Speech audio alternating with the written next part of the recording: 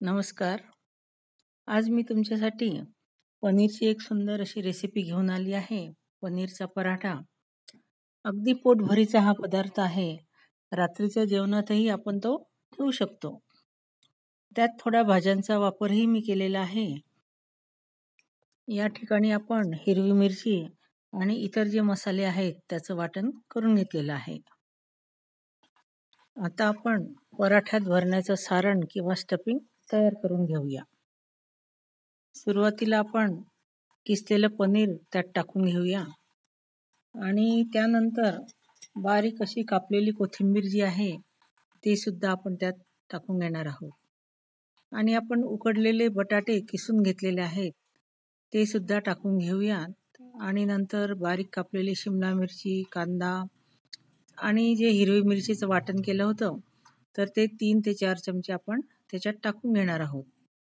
आणि आवश्यकतेनुसार त्यात चवीनुसार मीठ घातलेलं आहे आणि थोडी बारीक साखरही आपण त्यात टाकून घेतलेली आहे. आपण आता लिंबाचा रसही त्यात टाकणार आहोत. त्यामुळे खूप सुंदर अशी चव त्या सारणाला येते.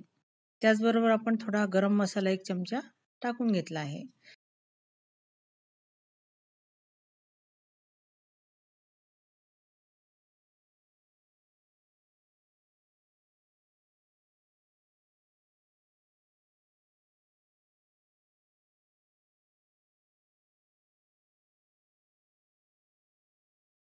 आता आपण पराठ्याच्या कव्हरसाठी किंवा आवरणासाठी एका पसरट भांड्यात 2 वाट्या कणिक घेतलेली आहे आणि त्यात चवीसाठी थोडं मीठ टाकून घेतलेलं आहे.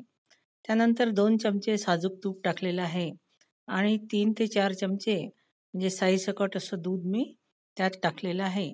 आणि हे सगळं मिश्रण आपण असं हाताने एकत्र करायचं आहे आणि पाणी टाकून छान त्याचा मऊसर असा गोळा तयार करून घ्यायचा आहे. थोडंसं त्याला तूप लावून आणि चांगलं मळून घ्यायचं आहे आणि थोडंसं आपण त्याच्यावर झाकण ठेवून त्याला 10-15 मिनिटं आपण ठेवून देणार आहोत.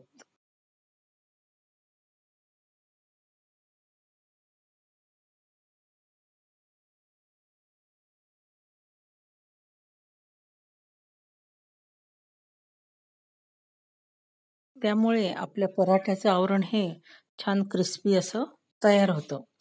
आणि आता दुसऱ्या बाजूला आपण जे सारणासाठी तयार केलेलं होतं ते सगळं एकत्र मिसळून घ्यायचं आहे आणि त्यात थोडा मी चाट मसाला सुद्धा टाकणार आहे.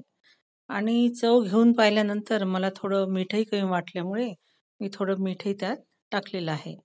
आणि आता एकत्र करून मी एक छोटा गोळा त्याचा बाजूला काढून घेतला आहे लहान मुलांसाठी. आणि त्यानंतर मी पुन्हा 2 चमचे त्यात तिखट घातलेलं आहे. आणि एकत्र करून आपण पूर्ण सारणाचे असे छान गोळे बनवून घेणार आहोत.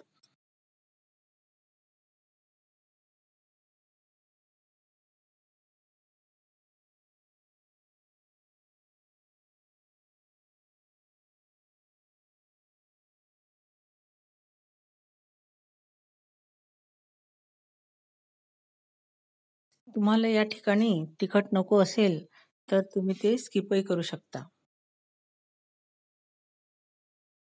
आता आपण कणिक घेतलेली आहे आणि ती सुंदर मळून घेतलेली आहे आणि त्याचे आपण छोटे-छोटे असे गोळे तयार करून घेणार आहोत.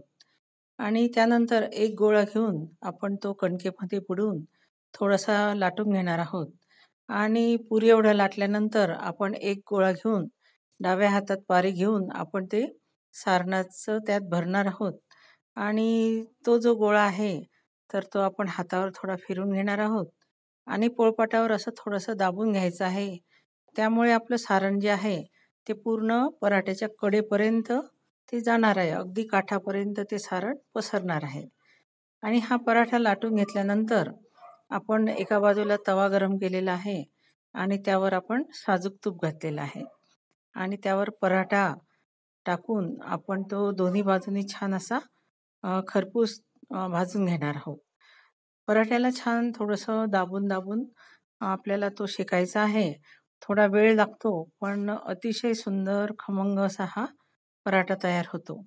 अगदी सारण तुम्ही पाहाल तर अगदी शेवटपर्यंत त्याचं सारण हे आपल्याला दिसून येईल. छान असं दाबत-दाबत सराट्याने आणि थोडंसं तूप टाकत आपल्याला तो शेकायचा आहे. मी या ठिकाणी काही भाज्यांचा वापर केलेला आहे. तुम्हाला आवडलं तर तुम्ही अजून काही भाज्या टाकू शकता किंवा नसेल तर मग तुम्ही फक्त पनीर, कोथिंबीर आणि हिरवी मिरचीचा वापर करूनही हा पराठा करू शकता. अतिशय सुंदर असा हा तयार होतो आणि लहानांपासून मोठ्यापर्यंत सगळ्यांना खूप आवडतो. या ठिकाणी मी थोडंसं कट करून तुम्हाला दाखवत आहे आणि अगदी पातळ वरचं आवरण आणि पराठ्याच्या आतपर्यंत अगदी ते सारण भरलं गेलं आहे. असा हा पराठा आपण टोमॅटो सॉस, दही किंवा हिरवी चटणी याच्यासोबत सर्व करू शकता. माझी रेसिपी आवडली असेल तर लाईक करा, शेअर करा आणि कमेंट करायला विसरू नका.